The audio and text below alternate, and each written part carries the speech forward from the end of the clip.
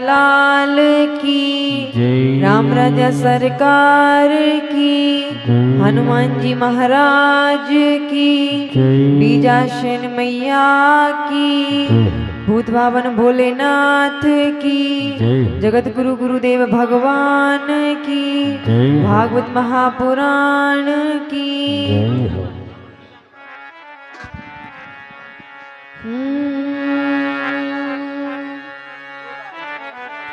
हरि ओम।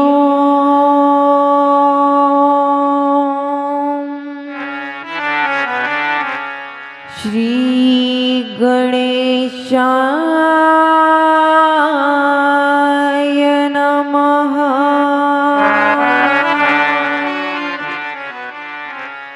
श्री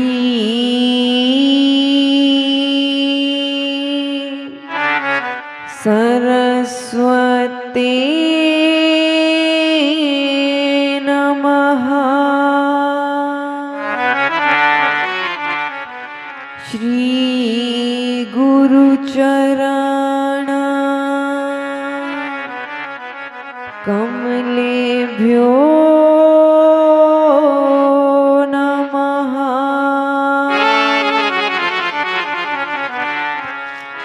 वर्णानां रथ संघना रसानां छन्दसामपि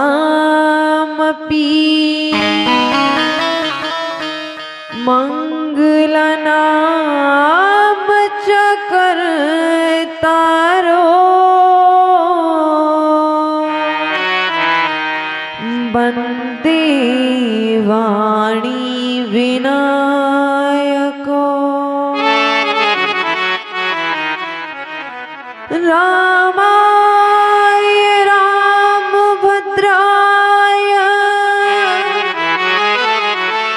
रामचन्द्राय वेधसे। रघुनाथाय नाथाय श्री सीताय पतये नमः। कृष्णाय वासुदेवाय हरये परमात्मने प्रणतक्लेशनाशाय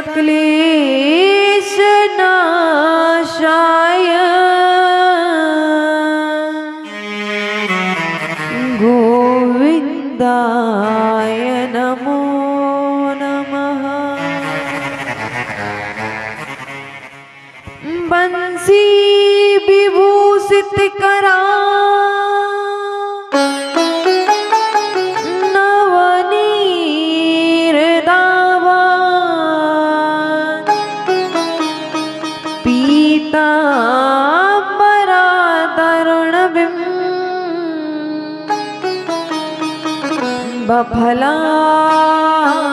बफलाधरोष्ठा पूर्णेन्दु सुंदर मुखा दरबिंदु नेत्रा कृष्णात् परं किमपि तत्त्वमहं न जानी। या देवी सर्वभूतेषु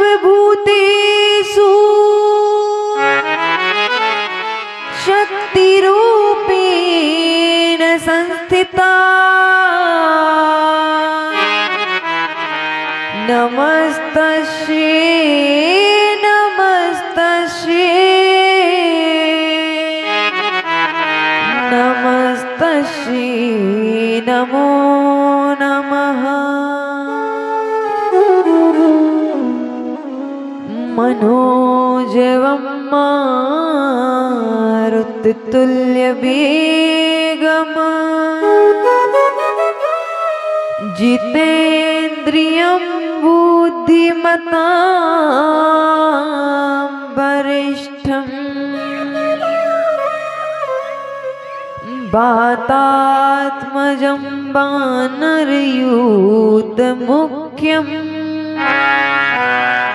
श्रीरामदूतं शरणं प्रपद्ये। जय जय श्री राधारमण,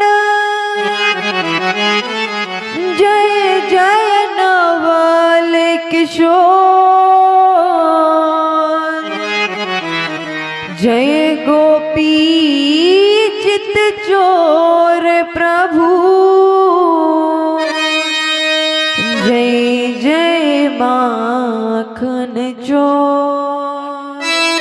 बोलो वृंदावन बिहारी लाल की, कृष्ण कन्हैया लाल की, राम राजा सरकार की, हनुमान जी महाराज की, बीजासन मैया की, भूत भावन भोलेनाथ की, जगत गुरु गुरुदेव भगवान की, भागवत महापुराण की।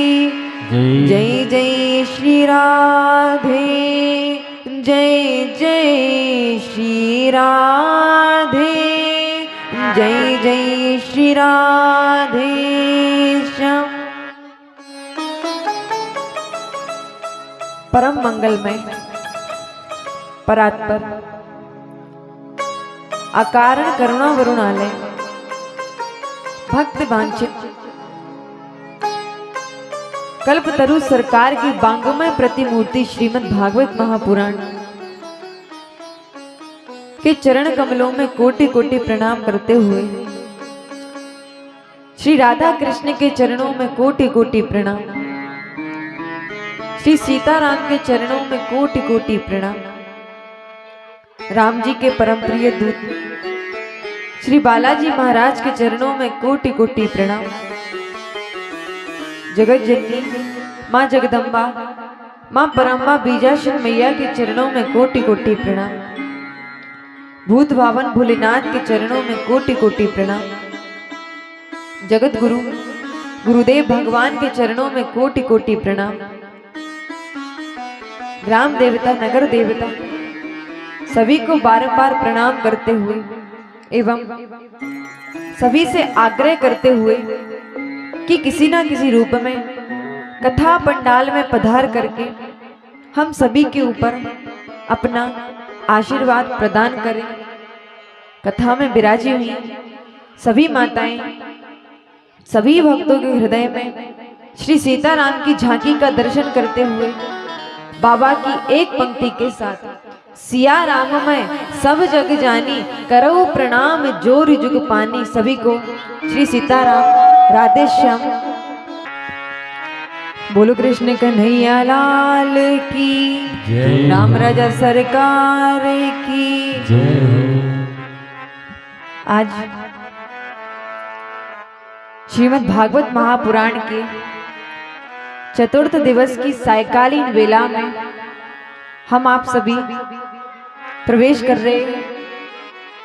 प्रातःकालीन वेला में हम आप सभी ने वामन भगवान के अवतार के खूब सुंदर दर्शन किए थे। जैसा कि बलि से जब भगवान ने कहा कि आप बताओ अब दानी बड़ा कि दान देने वाला व्यक्ति बड़ा, तो भगवान कहते हैं कि दान देने वाला व्यक्ति बड़ा। तो राजा बलि कहते हैं कि आप अपना तीसरा पग हमारे सर पर रखिए। और बलि की नादानता देख करके भगवान बलि के ऊपर रीझ गए। तो कहते हैं बलि, तुम्हारी इस नादानता को देख करके मैं तुमसे प्रसन्न हुआ। अभी मैं तुम्हारे द्वार पर आया था तुमसे मांगने के लिए, लेकिन आज मैं कहता हूं तुम मुझसे मांगो, तुम्हें मुझसे क्या चाहिए। यहाँ तो मैं तुम्हें छलने के लिए आया था, लेकिन यहाँ तो तुमने ही मुझे छल लिया है। अब मांगो तुम्हें क्या चाहिए। तो राजा बलि कहते हैं प्रभु मुझे आपसे कुछ नहीं चाहिए, केवल एक ही वरदान दे दीजिए। जब भी मैं महल के बाहर जाऊं, जब भी मैं महल के अंदर प्रवेश करूं, मुझे आपके ही दर्शन हो। जब भी मैं महल के अंदर प्रवेश करूं, जब भी मैं महल के बाहर आऊं, तब तब मुझे आपके दर्शन होने चाहिए। भगवान कहते हैं इसका मतलब बलि, तुम मुझे द्वारपाल बनाना चाहते हो। जैसे महल में प्रवेश करोगे तब भी मेरे दर्शन पाओगे, और जब भी महल के बाहर आओगे तब भी मेरे दर्शन पाओगे। लेकिन मैं तुम्हारी इस नादानता को देख करके मैं तुमसे प्रसन्न हुआ, इसीलिए मैं तुम्हें वरदान देता हूँ, जब भी तुम महल के अंदर प्रवेश करोगे, अन्यथा बाहर आओगे, तब तब तुम्हें मेरे दर्शन होंगे। कई दिनों तक कहते हैं कि भगवान राजा बलि के द्वार पर द्वारपाल बनकर के खड़े रहे। जब भी राजा बलि द्वार में प्रवेश करते थे, जब भी द्वार के बाहर आते थे, तब तब उनको भगवान के दर्शन होते थे। यहाँ पर माता लक्ष्मी जब परेशान होती हैं तो कुछ देवता जाते हैं, जाकर के कहते हैं कि माता आप बलि के हाथ में राखी बांधिए, बदले में आप भगवान को मांग लेना। यहाँ पर माता लक्ष्मी बलि के द्वार पर आकर के बलि को राखी बांधती हैं। यहीं से रक्षाबंधन का त्योहार प्रारंभ होता है। हाथ में राखी बांधती हैं। बलि कहते हैं बहन, जब तुमने मुझे भाई बनाया है तो मांगो आपको क्या चाहिए। तो बदले में माता लक्ष्मी भगवान को मांग लेती है। इस प्रकार देखिए, यहाँ पर भगवान लेने के लिए गए थे, पर जब बलि ने अपनी नादानता दिखाई, अपनी भक्ति दिखाई, तो भगवान ने सर्वस्व खुद को बलि को सौंप दिया। ये क्या, ये भक्ति है। एक भक्ति हमने सुनी थी कि किस प्रकार भगवान प्रहलाद की एक पुकार पर खम्भे में से प्रकट हो गए थे, किस प्रकार भगवान भोले पल पर 5 वर्ष के ध्रुव जी को प्राप्त हो गए थे। हम सभी कहते हैं कि भगवान तो बड़े लोगों को प्राप्त होते हैं, तो जिस वक्त ध्रुव जी ने भगवान की तपस्या की, उनका भजन किया, तब उनकी आयु केवल 5 वर्ष की थी। 5 वर्ष की आयु वाले ध्रुव जी ने भगवान को प्राप्त कर लिया। नन्हे से बालक प्रहलाद जी ने भगवान को प्राप्त कर लिया। बलि ने अपनी नादानता से भगवान को प्राप्त कर लिया। तो क्या हम भगवत चर्चा द्वारा, कथा के द्वारा भगवान को प्राप्त नहीं कर सकते? जिस प्रकार छोटे छोटे बालक भगवान को प्राप्त कर सकते हैं, तो क्या हम सच्चे मन से कथा को सुनकर के भगवान को प्राप्त नहीं कर सकते? कथा में सुखदेव जी महाराज ने 3 प्रकार के श्रोता बताए हैं। पहला, जिसका नाम है सोता, जो कथा में आता है और उसकी केवल नींद से मतलब रहता है, क्योंकि घर में जाकर के बच्चे सोने नहीं देते, घर में जाकर के कार्य की वजह से नींद नहीं आती, तो कथा में जैसी आते तो इतनी प्यारी नींद आती है कि वो तो दल्लभ के गद्दों पर भी नींद नहीं आती। इतनी प्यारी नींद हमें कथा में आती है। एक माता थी, आकर के ऐसा स्थान देखती थी जहां पर कमर को लगाने के लिए जगह हो, आकर के वहां बैठती थी और बड़े से घूंघट से अपना मुख ढक लेती थी और बड़ी प्यारी नींद लगती थी 3 घंटे। तो ये क्या है? ये है सोता। अब दूसरे प्रकार का सुनिए, एक होता है सोता, दूसरा होता है सरोता, जो कथा में जैसी आता है सरोता की तरह अपनी जीभ चलाना, अपनी जुबान चलाना प्रारंभ कर देता है। 3 घंटे तक यहाँ वहाँ की बातों में पूरा समय व्यतीत कर देता है। आज आपके घर पे क्या हुआ था, आज आप अपना कार्य करके नहीं आई, आज आपकी साड़ी बढ़िया लग रही है, आज आपने ये कार्य अच्छा किया है, इन सारी बातों में अपना समय 3 घंटे व्यतीत कर देता है। ये सरोता, जिसकी जुबान हमेशा चलती रहती है। तीसरे प्रकार का है श्रोता, जो कथा में आकर के केवल एकांत स्थान देखता है, जिस स्थान पर बैठ करके केवल भगवत चर्चाओं को सुनता है, अन्यथा सुनकर के अपने हृदय में विराजमान करता है। ये है तीसरे प्रकार का श्रोता, इसी को भगवान प्राप्त होते हैं। जो सोता और सरोता है, इनको भगवान कभी प्राप्त नहीं होते, क्योंकि इनका लक्ष्य कभी होता ही नहीं है कथा सुनने का। इनका कभी लक्ष्य बना ही नहीं है कथा को सुनने का, इसीलिए भगवान सबसे श्रेष्ठ श्रोता को प्राप्त होते हैं। जो भगवान की हर एक लीलाओं को सुनता है, जो भगवान की हर एक कथाओं को सुनकर के अपने हृदय में विराजता है, ना कि पलड़ा झड़ा करके यहीं पर कथा को छोड़ कर जाता है। हम क्या करते हैं, कथा को इस कान से सुनते हैं, दूसरे कान से निकाल देते हैं। अब ये नहीं पता कि हमने कथा में क्या सुना था, आज कथा में कौन सी धर्म की बातें कही गई, पर ये बात जरूर याद रहती कि आज कथा में ये वाला जोक एक सुनाया था, तो इस जोक को सुनकर के हमेशा हंसते ही रहते हैं। पर ये कभी नहीं सुनते कि आज कथा में धर्म के बारे में, हमारी संस्कृति के बारे में क्या बताया गया, हमें धर्म में दान क्यों करना चाहिए, हमारा धर्म किस पैर पर खड़ा हुआ है, ये बात कभी हमने सीखी नहीं है।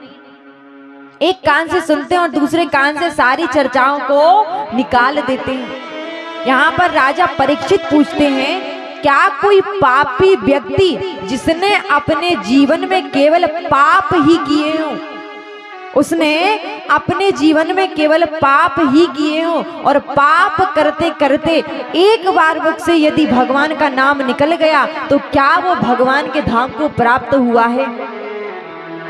तब सुखदेव जी कहते हैं कि अजामिल नामक एक ब्राह्मण था। अजामिल नामक एक ब्राह्मण था, भगवान का सबसे श्रेष्ठ भक्त था। भगवान की पूजा करना, भगवान की अर्चना करना, वंदना करना, भगवान की पूजा में लगा रहता था।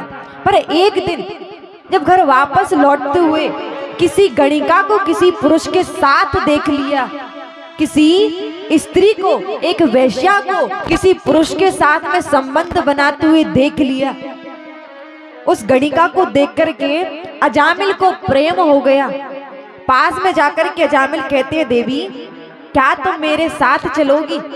यदि आप मेरे साथ चलोगी तो आपको जितना धन चाहिए, जितनी संपत्ति चाहिए, वह सारी संपत्ति मैं आपको दूंगा, लेकिन बदले में आपको मेरे साथ मेरे घर में रहना होगा।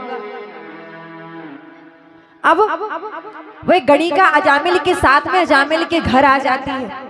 घर आकर के जैसे ही प्रातः काल उठ करके अजामिल भगवान की माला लेकर के पूजा करने बैठता है तो वो गणिका आकर के कहती है, क्या ये माला लेकर के बैठ गए हो? यदि यही कार्य करना था तो मुझे क्यों लेकर आए हो?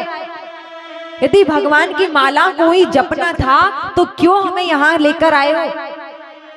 यदि तुम्हें माला जपनी है तो मैं तुम्हारे साथ नहीं रहूंगी, जाओ जाकर के खूब सारा धन कमा कर लाओ। मैं नहीं जानती उस धन को तुम कहां से लेकर आओगे, मैं नहीं जानती उस धन को कहां से कमा कर लाओगे, पर मुझे तो बहुत सारा धन चाहिए। अजामिल माला छोड़ करके बाहर जाकर के धन कमा करके अपनी पत्नी को लाता, तो वह गणिका कहती, इतने से धन से कुछ नहीं होने वाला, आप जाओ जाकर के खूब सारा धन कमा करके लाओ। पत्नी के कहने पर अजामिल चोरी करने लगा। जो 2-4 माला भगवान के नाम की जपता था वह माला छूट गई। जो भगवान की भक्ति करता था, जो भगवान के प्रेम में सदा लगा रहता था, आज ब्राह्मण अजामिल, डाकू अजामिल के नाम से जाने जाना लगा। सभी गांव वासियों के मन में एक भय बैठ गया, यदि हमने दुकान खुली छोड़ी, यदि हमने दरवाजे खुले छोड़े तो डाकू अजामिल आ जाएगा। एक पत्नी के कहने पर अजामिल ने भगवान का त्याग कर दिया। इन आंखों के कारण, इन मन के कारण, उसकी सौंदर्य के कारण ये मन जब उसमें रम गया तो भगवान छूट गए। जैसा कि आपको बताया था कि यदि मन, ये जो हमारा मन है, इस मन में काम और क्रोध प्रवेश कर जाएं, वहां पर कभी भी भगवान निवास नहीं करते। अजामिल भगवान की भक्ति करता था तो भगवान की कृपा बरसती थी, पर जब से अजामिल को गणिका से प्रेम हुआ तब जो 2-4 माला थी भगवान के नाम की, वो माला छूट गई। ये सारा कार्य हमसे, अच्छा बुरा कार्य ये हमारा मन करवाता है। हम कहते हैं कि इस कार्य को करवाने के लिए किसी और का हाथ है, पर नहीं, गलत कार्य करना, अच्छे कार्य करना, ये हमारे मन के ऊपर निर्भर करता है।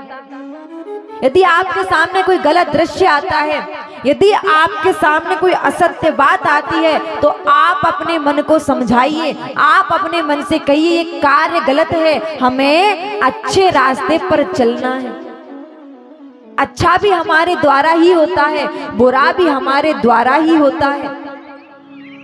यदि हम कहते हैं कि हम दिन रात भगवान की माला को जपते हैं, तो माला जपते जपते यदि हमारे नेत्रों के सामने कोई दृश्य आ जाए, तो भगवान की माला करते समय हमें एक प्रार्थना करनी चाहिए, क्या? भगवान, ये शरीर, ये मन, ये आंखें, ये चित्त आपके अलावा किसी से भी प्रेम ना करें। ये जो आंखें हैं, ये जो मन है, ये जो चित्त है, ये जो बुद्धि है, आपके अलावा कभी किसी से प्रेम ना करें। संसार में रहकर भी ये मन, ये शरीर किसी से प्रेम ना करे। परिवार में रहकर भी ये शरीर किसी से प्रेम ना करे। यदि प्रेम करे तो जिंदगी भर, जीवन पर्यंत ये मन और ये चित्त आप में लगा रहे। हमेशा हमें एक ही प्रार्थना करनी चाहिए, क्योंकि ये मन बड़ा चंचल है। ये मन बड़ा चंचल है, कैसे तेरा भजन करूं, जितना इसे समझाऊं, जितना इसे समझाऊं, उतना ही मचलता है। राधे तेरे चरणों की, श्यामा तेरे चरणों की, रज धूल जो मिल जाए, राधे तेरे चरणों की। ये मन बड़ा चंचल है, कैसे तेरा भजन करूं, जितना इसे समझाऊं उतना ही मचलता है। इस मन को हम जितना समझाते हैं उतना ही मचलता है। इसीलिए हमें मन को वश में करना है तो सबसे पहले हमें प्रेम भगवान से करना पड़ेगा। यदि इस मन को समझाना है कि ये मन केवल भगवान में लगा रहे, तो हमें भगवत चर्चा हमेशा अपनी जिंदगी में सुनते रहना चाहिए। एक लक्ष्य बनाना चाहिए कि जीवन पर्यंत, चाहे वो मोबाइल में हो, चाहे टीवी में हो, चाहे सामने हो, केवल और केवल हमें भगवत चर्चा सुननी ही सुननी है। यदि ये लक्ष्य हमारा बन जाएगा तो भगवान हमें अवश्य ही प्राप्त होंगे। अजामिल चोरी करने लगा, डकैती करने लगा। जब चोरी करने लगा, धीरे धीरे करते करते मांस मदिरा पान करने लगा, शराब पीने लगा, मांस भक्षण खाने लगा। जब ये कार्य करने लगा तो यहाँ पर वृंदावन से चलकर के कुछ संत आते हैं, हरिद्वार से चलकर के कुछ संत आते हैं, आकर के अजामिल के गांव पर पहुंचते हैं।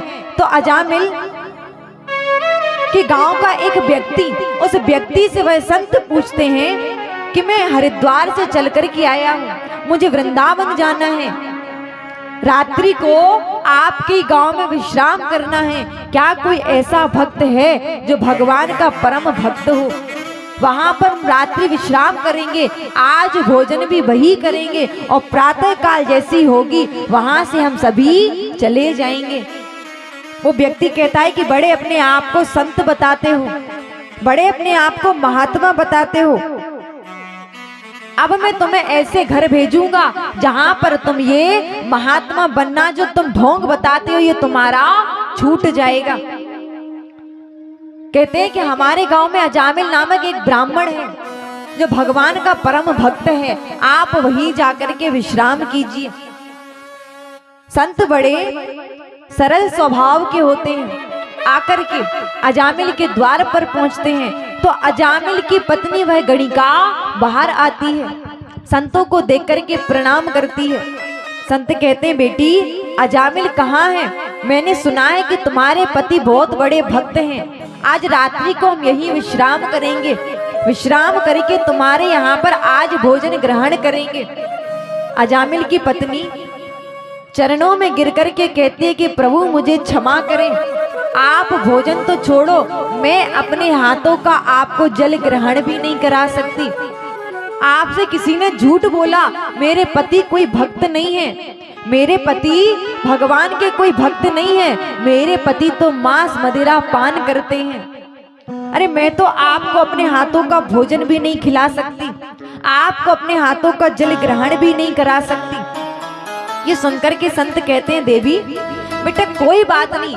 जब जैसे ही जाने लगते हैं तो वो गणिका कहती है, प्रभु मैं आपको भोजन नहीं करा सकती तो क्या हुआ, पर मैं आपको सूखी सामग्री तो दे सकती हूँ।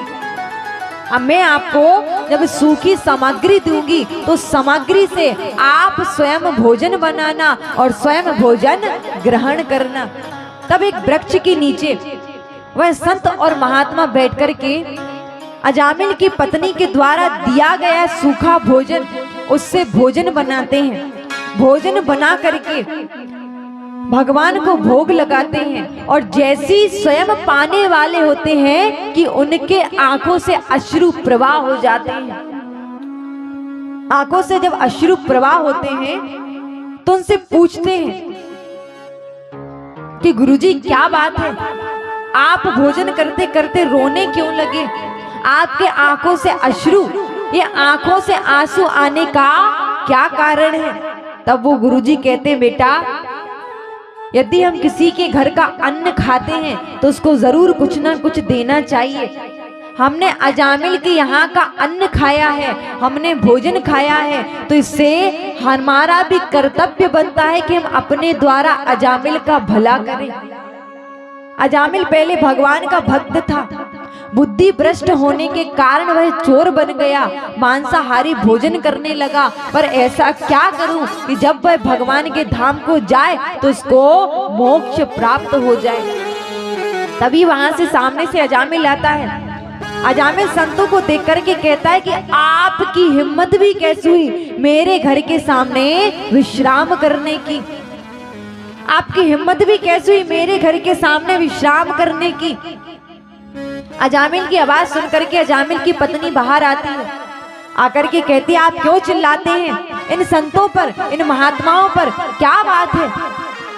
अरे ये तो संत हैं, हम सभी पर कृपा करते हैं, यदि रात्रि में विश्राम कर लिया तो क्या बड़ा पाप कर दिया।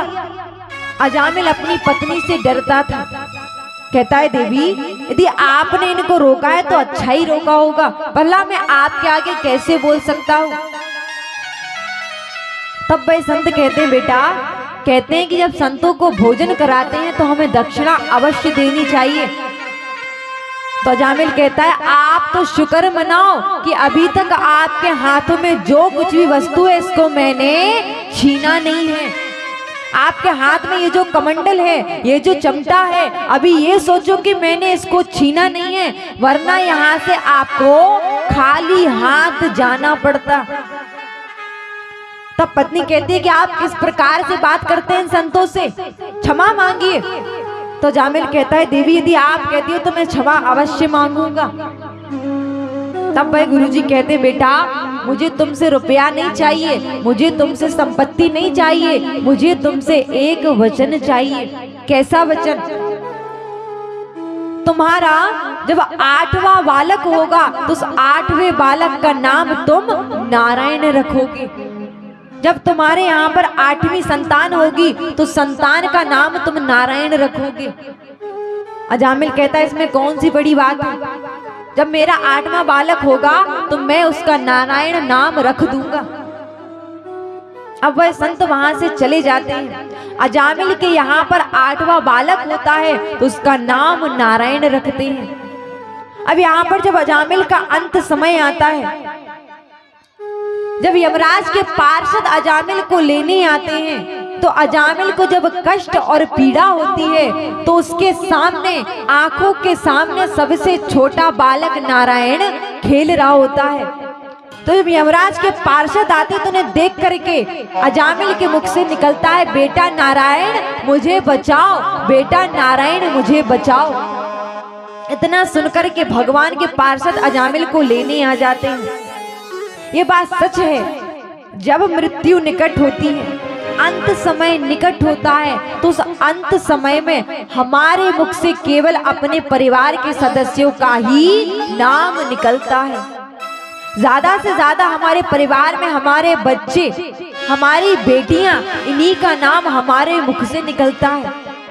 संत जानते थे कि अंत समय में इस मुख से कभी भी भगवान का नाम नहीं निकलता। यदि नाम निकलेगा तो हमारे बच्चों का, हमारी पत्नी का, हमारे पति का, हमारे परिवार का। अंत समय में कभी भी मुख से नारायण का नाम नहीं निकलता, कभी भी भगवान का नाम नहीं निकलता। इसीलिए उन संतों ने अजामिल के छोटे बालक का नाम नारायण रखवाया।